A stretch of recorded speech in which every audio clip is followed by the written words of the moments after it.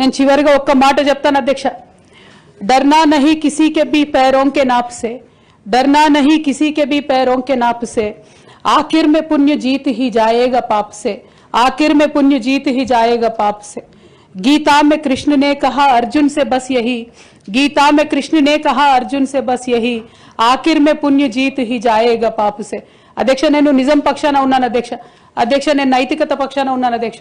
నేనేమి తప్పు చేయకుండా పార్టీలో కొంతమంది కక్షగట్టి మహిళా నాయకత్వం ఎదగకుండా పార్టీలో కొంతమంది కక్షగట్టి అధ్యక్ష ఎక్కడైతే ఉద్యమకారుల మాటలు కేసీఆర్ గారికి చేరుతాయో, ఎక్కడైతే సామాన్య కార్యకర్తల మాటలు కేసీఆర్ గారికి చేరుతాయో, ఎక్కడైతే పేదవాళ్ళ మాటలు కేసీఆర్ గారికి చేరుతాయి అనుకున్నారు అధ్యక్ష, వాళ్ళకు అడ్డు కూడా గట్టి ఇవాళ నన్ను పార్టీ బయట వేసినారు అధ్యక్ష.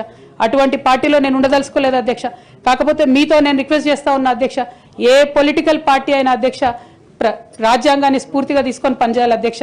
బీఆర్ఎస్ పార్టీ ఆ స్ఫూర్తితో లేదు అధ్యక్ష.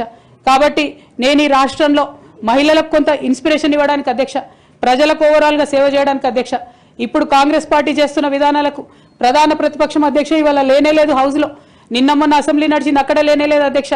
ఆ యొక్క గ్యాప్ని ఫిల్ఫిల్ చేయడానికి అధ్యక్ష నేను ఇవాళ ఒక వ్యక్తిగా ఈ హౌస్లోకి వెళ్ళిపోతున్నా అధ్యక్ష. కానీ నేను ఒక శక్తిగా ఫ్యూచర్లో చట్టసభలకు తిరిగి వస్తా అధ్యక్ష. డెఫినెట్గా ఒక పొలిటికల్ సిస్టమ్ని క్రియేట్ చేస్తా అధ్యక్ష ఈ స్టేట్లో, చేసి ఖచ్చితంగా ఒక శక్తిగా నేను తిరిగి వస్తాను అధ్యక్ష. మీ అందరి యొక్క ఆశీర్వాదంతో ఈ హౌస్లో ఈ 4-5 ఇయర్స్లో మీతో ఉన్న అనుబంధంతో నేను చెప్తా ఉన్నా అధ్యక్ష, మీరు చాలా అవకాశాలు ఇచ్చారు అధ్యక్ష, చాలాసార్లు మాట్లాడే అవకాశాలు ఇచ్చారు, అనేక సమస్యల మీద పోరాటం చేసే అవకాశం ఇచ్చారు, మీకు ధన్యవాదాలు తెలియజేస్తాను అధ్యక్ష. కాకపోతే తెలంగాణ డెవలప్మెంట్ కోసం ఇప్పుడున్న పార్టీ కూడా అంతే కమిటెడ్తో పనిచేయాలని చెప్పి డిమాండ్ చేస్తూ ఆ అన్ని అంశాలను టేకప్ చేసి మేము పనిచేస్తామని మీకు తెలియజేస్తూ మీ దగ్గర సెలవు తీసుకుంటున్నాను అధ్యక్ష. Thank you. జై తెలంగాణ.